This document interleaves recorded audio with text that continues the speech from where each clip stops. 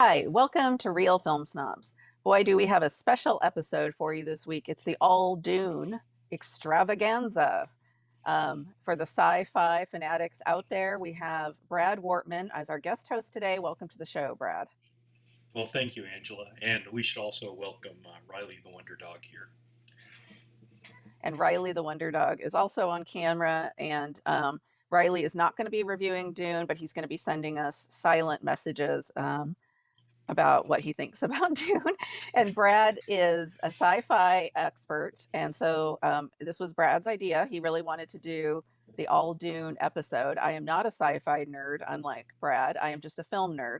So we will have very different perspectives on these films. So I think that will make it really fun for those who have read the book and those who have gotten really deep into Dune. Brad can provide that perspective, and for those who just want to know if it's a good movie or not, I can provide that perspective. So we're going to start off with Brad giving us his Dune 101, a little bit of basics about Dune, the book, and the author, Frank Herbert, and then a little bit about why it's been so difficult to adapt this particular novel into a movie. So take it away, Brad. Well, thanks, Angela. Dune, Dune, Dune. Dune is probably one of the most important science fiction books written in modern history. It was written in 1965 by Frank Herbert, which actually has an Oregon connection because the book started from a article that he never wrote, but he was commissioned to write about the reforestation efforts by the U.S. Forest Service along the Oregon dunes in Florence, and he that his observations gave him the idea that he wanted to write a book about or at least a story about a world which was nothing but a desert. And so he wrote some a series of short stories that eventually were published in Analog Science Fiction magazine. And then in 1965, he collected those short stories and transformed them into the book that we now know as Dune, which incidentally was published by a company called Chilton, which was up at that point only known for publishing auto repair manuals. And he That's funny. and nobody else would publish it, but he got them to do it. So Dune is it was at 600 pages, is a massive book. It is rich in texture and along with probably like Isaac Asimov's Foundation trilogy, is a novel that constructed its own universe full of races and religion and whole organizational government structure. But the gist of the story is about a man or a boy named Paul Atreides. He is the son of Duke Leto Atreides of the House Atreides. And in the Dune universe, the ruling structure is composed of the Emperor and all the houses of an organization called the Landsraad, or Landsraad, depending upon how you hear it in the movie. And the Atreides family is one of the great houses of the Landsraad, and he is tasked with going to the planet Arrakis to replace another royal family, the Harkonnen, and they are mortal enemies of each other. So the story is about basically about it has politics of the interactions of these houses. It also has, but it's at its core is a story about the spiritual journey and awakening of Paul Atreides and his transformation from being a human to being a god, so to speak. And that that in essence is the book. And if you, it's not, but Dune is not just that book. I mean, in total, Herbert wrote six different books that covered from I think 1965 to the end of the sixth book with Chapter House Dune in 1985, and those books cover an approximately 12,000 year time span of human civilization with all of the intrigue and uh, uh, growth and evolution of the human race. But that doesn't stop there. In addition to the 6 books that Herbert wrote, his son Brian Herbert then went on to write another 15 books of prequels and post books to the original 6. So there's actually 21 books. It was probably one of the greatest collection or massive collection of sci-fi not story about one single universe that has been ever been written. Now, from what So I've read, Brad, about the Dune series, though, the first book is really considered, the best, and that some of the ones that followed are maybe not. There's probably a reason they haven't been adapted as much in terms of the writing. So that's kind of interesting to note. I know, obviously, the first one alone being 600 pages, there's a lot to take on there for any filmmaker. yeah, yeah, and that's been the problem for trying to adapt that film. Is how do you take a book that is or a story that is as massive and do as Dune is and condense it down into a movie? And I suppose this is a good point to start off with our first film that we're going to discuss about, which is Jodorowsky's Dune, and which or by a documentary called Jodorowsky's Dune, which was about the story of a director, Alejandro Jodorowsky, who back in the 70s attempted to bring Dune to the screen. And I think the most memorable thing about his interpretation was that is that we saw in the beginning of the movie where he talks about wanting this to be a psychedelic experience, akin to taking LSD. And what a film I think this would have been if he could have brought it off. I mean, the bottom line is the film never got made, but he had the vision of what this spiritual experience should be, and Yeah. and to implement that, he brought in what at the time I think would have been a stupendous cast. He had people like Orson Welles, Salvador Dali, Hmm. uh, Mick Jagger. Uh, he had artists such as H.R. Geiger, who then went on to develop a lot of works for the magazine Omni and is the kind of concept person for Alien.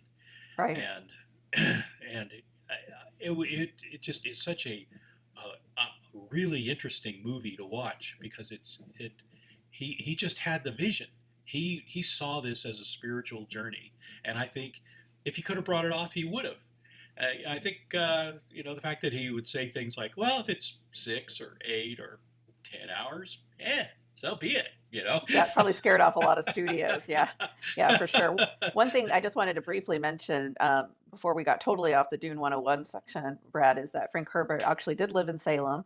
And so we have a connection here to us in Salem, Oregon. Went to Salem High School, which is now North Salem High School, and I was a journalist who wrote for the Oregon Statesman, which is now the Statesman Journal. So kind of a little Salem connection to Dune. I just needed to mention that. And of course, as you mentioned, was inspired by the dunes in Florence, Oregon, to write this novel. The other thing that's really complex about it, and you definitely see this being problematic throughout the 3 different adaptations we're going to talk about today, is you mentioned this, there's the religions, which is very complicated, the worlds they created, the different families.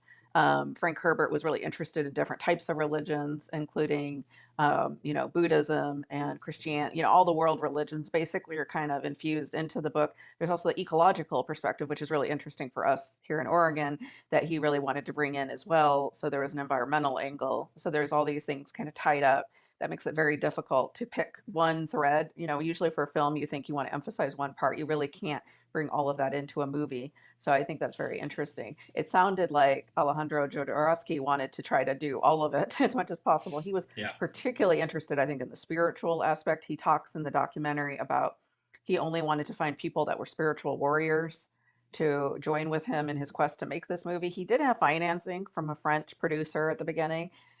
He was kind of at the top of his career because he had done movies such as El Topo and Holy Mountain, which were surprise cult kind of indie successes. And so he had some buzz, at least in the international independent art house circuit. I've seen several of his films. They're very weird. He's definitely working. I could see why he wanted to cast Salvador Dali because he's working in the surrealist vein. So that would have been, I think his Dune would have been completely different from the Lynch Dune, and of course the newest one because of his perspective as a surrealist.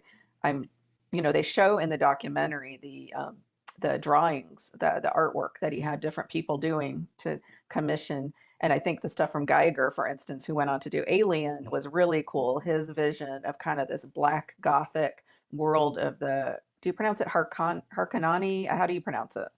Well, I pronounce it Harkonnen.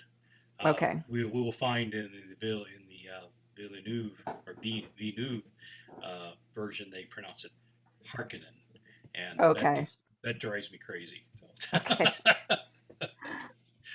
Anyway, so Okay. Well, no, it's one of those types of books, it reminded me just hearing about it. I'm never going to read it. I'll tell you that right now. But it's yeah, probably even harder to get through than Lord of the Rings, which I couldn't get through because any book that has appendixes, appendices, and maps and guides before you have to read it is just never going to fly with me. So, but I do think the documentary is interesting because it shows how difficult it was, and that even with someone who had a little bit of buzz and a little bit of excitement going in, I think his vision scared off studios at the time. It was probably also for 1970 or so, which is when he was trying to adapt it, correct?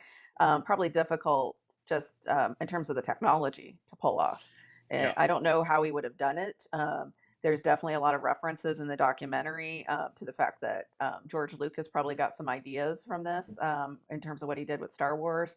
You definitely see. I mean, I kept thinking about it as I was watching it, the Messiah type thing with the parallels between Luke and Paul, and these types of things. hmm So that was very interesting to me. So as someone who's not familiar with the Dune series, it actually was interesting to watch the documentary, Jodorowsky's Dune, just to get, it kind of gives you a good lay of the land of what the Dune universe is about because it's about someone trying to make a movie about it that hmm never actually became made, but they have to kind of dissect the parts of it in order to get into yeah, that. And he definitely had a vision for it. I actually thought one of the cooler ideas he had is he was going to have a different popular band of the time do the music for each planet. And so he had actually met with Pink Floyd to do the music for Atreides, I think, right? And so he was going to have them do the music. And at first he didn't think they were serious, that they might not be spiritual warriors, but eventually they convinced him they were. So I mean, he had a lot hmm of really cool ideas going on. yeah. That was the thing I got from the movie was just how much he had he had a he had the vision and he was going to follow it through to the end. He was totally committed to making that movie. And if he Yeah. couldn't find the people that he wanted, like who was it? The story about Orson Welles, how he got Orson Welles to agree to be in the movie, and Yeah. Salvador Dali, and how you mentioned about how he met Pink Floyd, and he was not going to have anybody on this movie who wasn't willing to basically to die for it, because he wanted him to want to do this movie so that they Yeah. would just give their all, you know. Yeah. Yeah, it would have been interesting if he'd actually been able to pull it off. I do recommend, I know you said you hadn't seen any of his other films. He's, El Topo and Holy Mountain and Santa Sagre, those three are considered his great films. And so they're definitely worth checking out. They're very bizarre Yeah, and really surreal, fairly disturbing as well. So that I think his vision for Dune would have been really interesting. So, yeah, yeah. so we should move on to the person that actually did get Dune made into a movie, which is David Lynch, another director, interestingly, who tends to work in the surrealist vein. hmm Eventually got to make Dune in 1984, and David Lynch's Dune, which runs a little bit over 2 hours, so he really has to chop down a lot of the book in order to get it made into a 2+ hour movie. And in this one, the Duke's son, who's Paul, is this time played by Kyle MacLachlan, who is a grown man, not a 15-year-old boy as he is in the book, leads the Fremen against the Galactic Emperor and his father's nemesis from the Harkonnen. Sorry, I don't know if that's the right pronunciation, but um, David Lynch also wrote the screenplay for this. I'm not sure about the whole history of why they picked David Lynch or if he was a huge fan of the book. This one, of course, has become kind of a cult classic because it's so cheesy. The special effects are pretty, you know, even for 1984, I think some of the special effects are a little rudimentary, especially when you think about, I mean, people will say now, oh, that's all they could do in 1984, but you think Alien came before this, and the special effects are much better in this movie, in that movie. So I'm not sure if that's an excuse. The casting is a little bit bizarre. Kyle MacLachlan is pretty old to be playing the main character. Actually, some of my favorite casting in the movie is the person, and I didn't write the actor's name down, who plays the leader of the Harkonnen, who in the new movie is played by Stellan Skarsgård, but I didn't write the actor's name down. I thought he was actually quite good. The way they had him floating and the giant kind of cysts all over his face, and they made him really gross. I thought that was kind of a cool effect. And then Sting is in this movie, which is interesting, because it's supposed to be like a main character, but he rarely appears actually, and it's never clear to me exactly why he's supposed to be so threatening because he doesn't really do anything until the very end of the movie. They really condense, I'm assuming, a lot down in this movie, and Lynch uses voiceover narration as his main technique to kind of explain the plot, which is interesting because it makes for very clunky cinematic viewing, but actually helped me to understand the new Dune better. Interestingly, it made more sense to me watching the new Dune because Lynch had so much exposition in his version with a very clunky voiceover that when I was watching the new one, I was thinking if I hadn't already watched the David Lynch Dune, I'm not sure if I would know what was going on in the new one because there's very almost no exposition in the new one. So I know you're actually a fan. Are you actually a fan of the David Lynch version, and you've seen it I, multiple times? I have mixed feelings about it. By the way, Kenneth McMillan is who plays Baron Harkonnen. Yes, that's yeah, and I thought he So was actually really great. yeah, He was yeah, probably my favorite part of the movie. yeah. I thought, and then there was some other good actors like Max von Sydow who Yes. plays Dr. Liet Kynes. There are some of this movie that I really like. Now I saw this when it came out in 1984, and my biggest concern was when I saw that the producer was Dino De Laurentiis. And for anybody who remembers Dino De Laurentiis, he was a king of cheesy movies, I think. I mean, he did movies like Flash Gordon and He-Man Hmm. and the Masters of the Universe, which were how he got the rights to do Dune and direct it or have it done is I thought was kind of one strike against him. Now originally Ridley Scott was going to direct this movie, but then he had conflicting problems and so he wasn't able to do it. So David Lynch came in to do it, and even David Lynch says he's not happy with the he doesn't like the Oh, he movie. hates it. He's kind of disowned it, I Yeah, think, is what I've yeah, heard. yeah, I think yeah, they also cut it quite a bit from his version, and it would be, I don't know that a director's cut would actually help the movie because some of the performances are so bad, but I think it would be interesting to know. And it is interesting in the previous movie we reviewed in Jodorowsky's Dune, he actually talks about that he was kind of devastated when he heard they were making it, but sort of excited because he actually admired David Lynch's work as a fellow mm, surrealist. And then when he saw the movie, he thought, oh no, it's a disaster. And then he was secretly happy that it was terrible because it made him yes, feel better that he never got to do it. a little Schadenfreude, I guess, right? Right. Yeah, it's definitely very cheesy and it's sort of it's like a great mystery science theater 3000 type movie, you know. I have to Yeah, say that I sort of enjoyed it on that level as I was watching it. I didn't get bored and I was laughing quite a bit, which I probably wasn't supposed to be. It's about as 180 degrees different from the new Dune tonally as you could get. It's like yeah, it's almost like you know, it's so campy and so cheesy and it's almost fun. Whereas I yeah, think the new Dune is the opposite. So we'll get into that in a little bit. But yeah, I think it's a good primer though for if people are just like trying to understand the story and just want to yeah, watch something cheesy, it might be a good thing to watch while you're, you know, having a beer or something or some other yeah. substance. I liked some of the special effects, like the scene where the ships are loading into the main ship, and then it's folding. The actual action of folding space Yeah. was pretty interesting, and some of the sets I thought were really so the costumes were and the sets were really good. I mean, they were just sumptuous visually, so to Hmm. speak. Yeah, I could see that. I The did like the his interpretation of folding space a little bit better than in the new film. So yeah, Yeah, yeah. yeah, but there's stuff that as a fan of Dune, you just he just made stuff. Lynch made stuff up out of whole cloth, like this whole thing about the weirding modules. These devices that were weapons. No, those didn't exist in the book. Oh, And really? Okay, so that was made yeah, up. yeah, that was all made up. And so it was just there was some stuff that I liked about it, and I like it enough that even though it's a pretty campy film, I kind of my mind just tunes that part of it out, and I enjoy the parts that I like. But definitely, it's not. It was just there was just so much disappointment when it came out because there was so much hope that this was finally being brought to film by David Lynch. Right. That we wish could have done it, but we need to Yeah, let's move move on. on to the next one then. The person that actually got it made many decades later. Go ahead. Yeah, so now we're talking about the 2021 release of Dune by Denis Villeneuve. Did I get that Yes. right? Yeah, I think Good. that's right. Yeah, yeah, and that movie. So this one is a little different in a couple of ways. In the first part, this is only the first half of Dune, and it's a pretty long film. It's what 2 hours and I can't remember how many minutes It's long, over 2.5 hours, yeah. hours, right? And but and as you were just mentioning, one of the things that Villeneuve didn't do was to provide any kind of background. There's no discussion about who the Bene Gesserit are or who the Mentats are. Um, there's no discussion of this. Really, not much discussion about the Spacing Guild or the Emperor. It is mostly about the story of the Atreides and their.